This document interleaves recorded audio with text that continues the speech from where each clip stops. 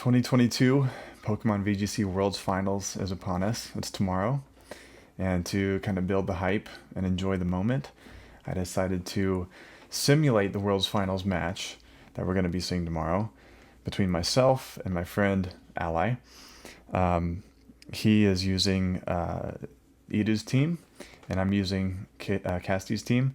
And he let me know before we played that he has actually been using this exact team, like for real, and even the same sets that Idu has. So I think he has a bit of an advantage, but we're just having fun with this, just enjoying the fact that Worlds Finals is tomorrow, and seeing just if we simulate the game, how does it play out? What kind of leads do we consider? What kind of strategies do we see from each other? So hope you enjoy. All right, here we go. Here we go. Okay, so Ali said he has experience playing this team, and he actually has been using the same sets that Idu has been using. So I think he has an advantage from that standpoint. But and I have no idea what I'm doing with Casey's team. And this is the sets aren't going to be exactly what they really are, but that's kind of not the point here. We're just having fun. Okay. Thundurus is Life Orb, so that makes it scary to use Charizard. I've got Iron Ball Grimmsnarl, which I don't know if that's the correct item on Casey's team, but could trick the Thundurus. I might try to do that game one. Charizard, Grimmsnarl, Incineroar, Groudon. Alright. Good luck, have fun to Ally.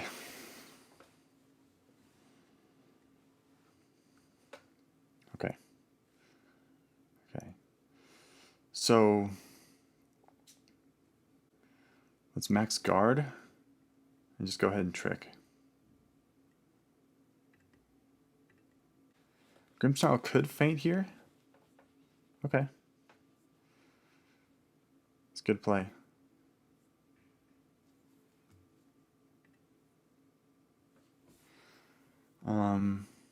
I could self Thunder Wave to prevent the yawn. I might wind up doing that. Don't have to do that this turn though. I think you protect Calyrex, but I probably still just go for this Thunder Wave, and or maybe Light Screen is better. No, let's Thunder Wave. Wouldn't be surprised if he protects and just yawns. Or double protects. Okay. Just Astral. There's the yawn, yeah. So, is it worth it to side Thunder Wave? I probably attack the Calyrex. Just go for Airstream. The side Thunder Wave doesn't matter. If I side Thunder Wave, then I just get KO'd by Thundurus anyway. I could also just no. I think Charizard's done. Charizard has done his job. So swap in Groudon. I'd like to see a double protect. Okay. Did he yawn again? That was a good play. That was a good play. Okay. Yeah, it's going to be hard to come back from that. He made a good defensive play turn one, just swapping out Thundurus. Okay. Thundurus is going to be annoying. So I have to sleep. I could just go for Rock Slide damage on the Thundurus, but I think that's just losing, because then I just can't hit the Thundurus at all. So let's go with Grimmsnarl. I have a feeling I'd take an Airstream in this slot and just lose Grimmsnarl, but we'll try this. Yeah, he gets fake out. Good play. So he didn't bring Zacian. Okay. This is GG. I don't think I can really do anything. Yeah.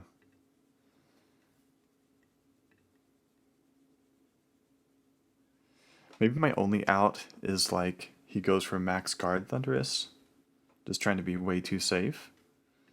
And I get a first turn wake up.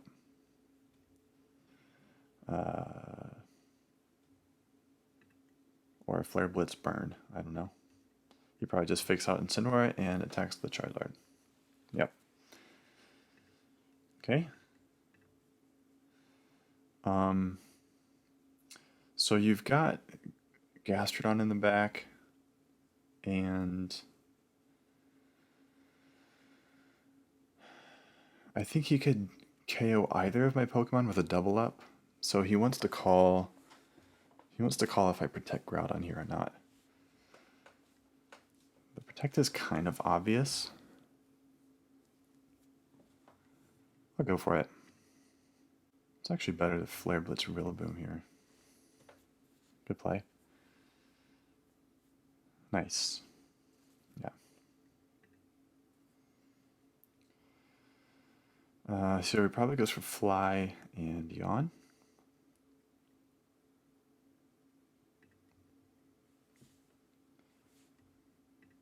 So maybe he'll miss Fly.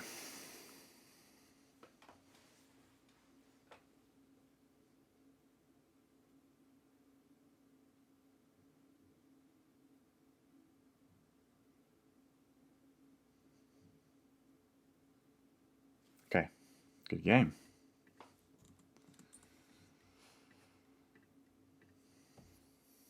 Okay. Okay. Good luck, have fun.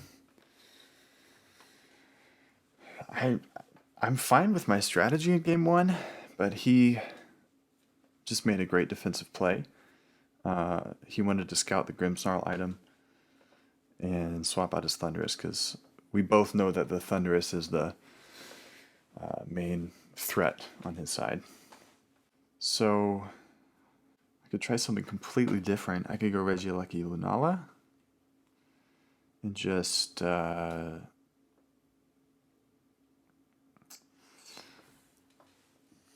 I would have to Electro Web Meteor Beam. That's really bad if he leads Fake Out plus Thunderous. I've got Throat Chop, so I can't hit Calyrex. I think I'll just try this. No Charizard this time. Okay, he led Fake Out plus Thunderous. Nice. Okay. So I could Protect and Max Strike, or I could just Max Strike and Meteor Beam, but he will KO me with a double up into Lunala, but maybe that's okay. Maybe... You know what would be a good play from his end is Max Guard the Thunderous and just chip the Lunala or something like that. Oh, I don't know how to do this matchup without Mind Games turn one. I think that's just kind of how Worlds Finals is going to be. So, okay. I think I will try this though. It's kind of obvious. Like, yeah.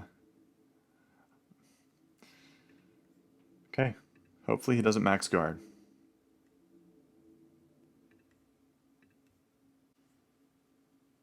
Okay. I can live with that. Oh, maybe I can't. Maybe I can't live with that. Once again, turn one, he just swaps. Okay, we live that. That's good. Is he Assault Vest Rillaboom? He's got to be, because the Assault Vest isn't anywhere else. And Max Quake is usually on Assault Vest. Okay. So I could safely max lightning the Rillaboom slot just for terrain. I think Gastrodon protects. I could just Hypnosis him. I forgot I have Hypnosis. Max Strike will KO the Gastrodon if he doesn't protect. He probably does, though. Let's Max Strike and Hypnosis. Okay. Come on, Hypnosis. Ah, no. Okay. Okay, this just got really tough because the Thundurus is even though it's not going to Dynamax, it still looks really strong.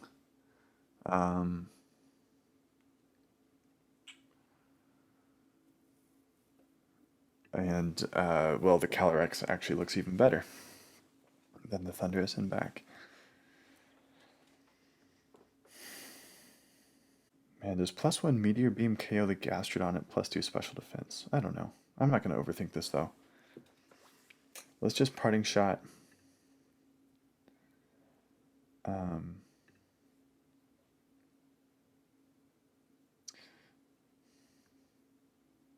No, I will double this slot. Oh, okay. Max Darkness? What? Okay. Got the big old crit. Yeah, that's GG. It should be GG. I think Calyrex should just win because I'm at -1 special defense now. So I'm Shuka Berry and Incineroar. Okay, that's not great. Not great for this situation. Is Swords Dance too greedy? Let's see. Might not be greedy actually. Flare Blitz. He probably just goes for a fighting type move into Incineroar with the Thundurus. Yeah, so I don't think I have an out if that happens.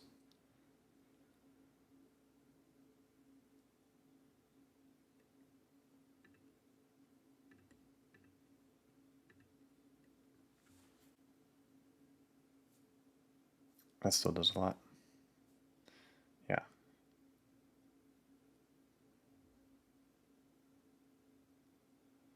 Well, I definitely should have Flare Blitzed. I didn't think about the defense drop.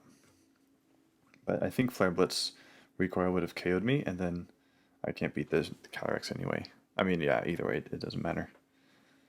Calyrex is Sash, so. Okay. GG's. Yeah, it showed that Ally knows how to play this matchup, or knows how to play this team. Alright, gonna hop on a call with Ally, talk about the match. Alright, yeah, so if you talk nice and loud, I think it'll work. Alright, I'll try to talk as loud as I can. Alright, so. Like yelling. Yeah. Well, good games. Yeah, GG's. I felt like I felt like my ideas were very linear, and it's probably because of my inexperience with the team. But I was like, well, game one, I'll just try to trick the Thundurus, because the Thundurus is like clearly the threat. Right on. But I mean, so what were you thinking? I mean, were you basically thinking like the Thundurus is my threat and I gotta protect it?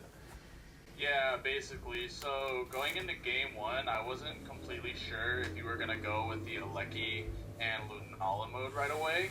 I thought it was more safe for you to kind of go with like the weakness policy, Screen Scram or Trick Gram, whatever the set is mode. So just kind of felt comfortable leading Dundee and Calyrex. Felt like I had a decent amount of options, and I had a really good pivot option. Yeah. And Gastrodon, and I could also pivot into Rillaboom if I really needed to. But yeah, I felt pretty good about my pivot options in general with that lead. So I felt like if you lead the Zard and Grim, right, obviously you're gonna want to go for the trick because I'm just threatening a lot of damage into you immediately.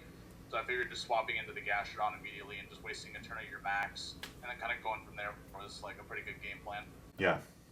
Yeah, for sure. For sure.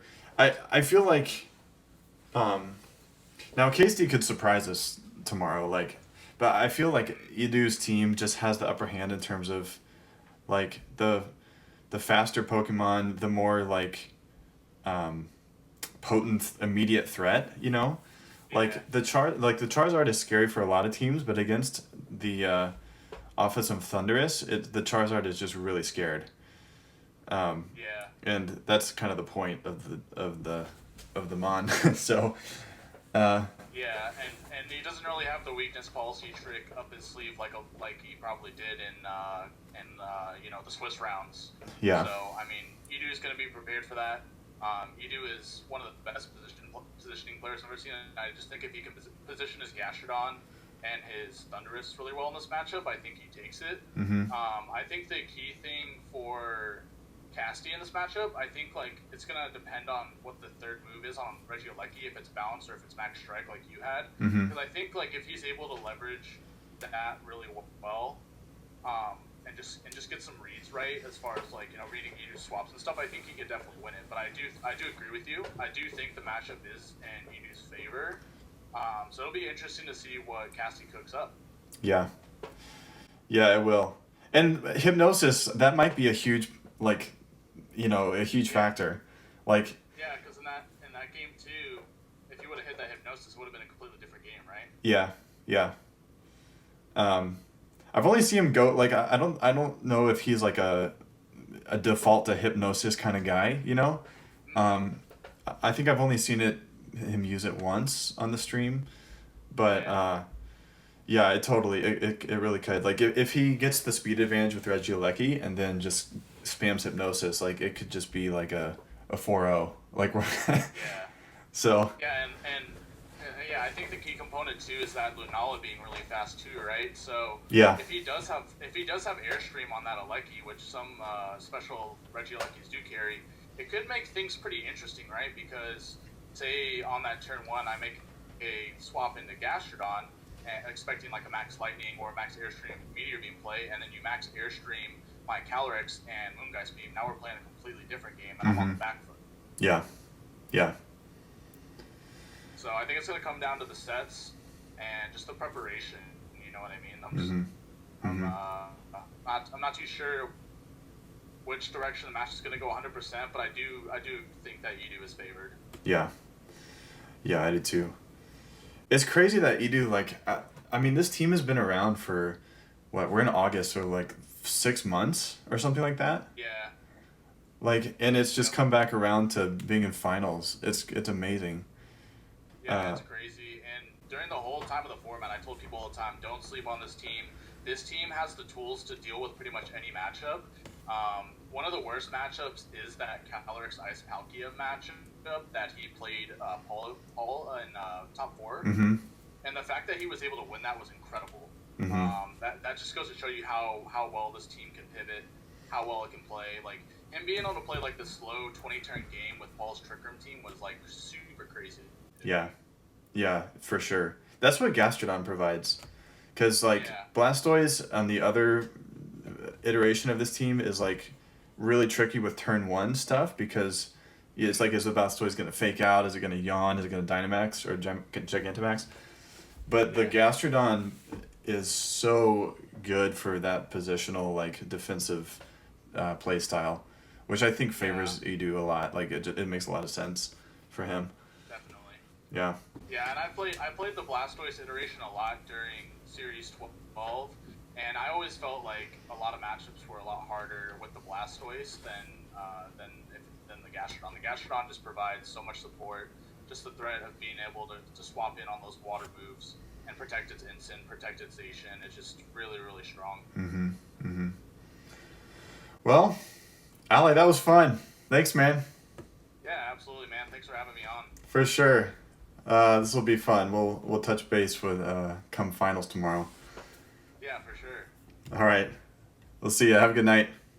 All right. Thank you. You too. Bye.